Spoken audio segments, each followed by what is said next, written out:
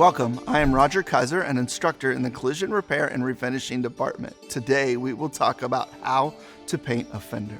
It is important before we start to make sure we're working in a well-ventilated and partially enclosed area.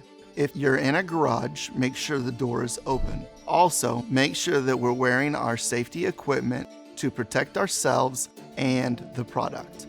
To start, we need to make sure that the fender is prepared for painting. The fender needs to be primed and sanded with 400 grit sandpaper or whatever grit the paint manufacturer suggests before we apply the base coat.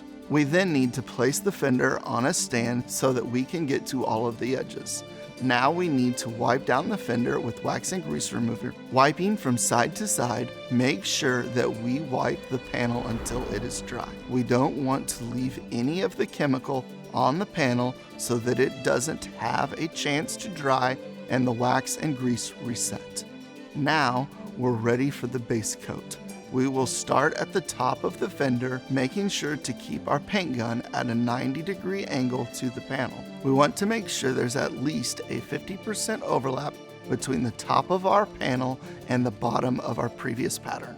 Now we will paint the jambs and then the panel. Make sure to walk from the start of the panel to the end with one motion, painting at a consistent distance and speed and with a consistent overlap.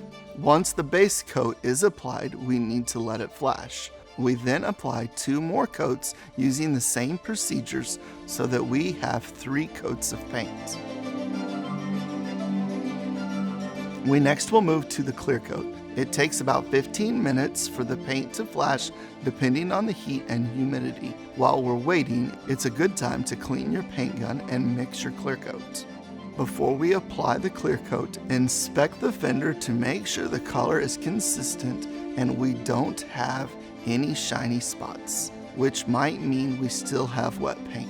If the paint has flashed, we're ready for the clear coat. We apply the clear coat using the same process we did with the base coat. We want to start with the jambs and then work towards the main body of the panel. I like to start at the top and work my way down. It helps in case you have a thick spot with paint. Then you can change your overlap pattern on the next pass at this part, making it less likely you will get a run. Give the clear coat 7 to 10 minutes to flash. Once it's ready, we will apply 2 more coats of clear. Finally, we will let the fender set for a period of time depending on the paint manufacturer's recommendations.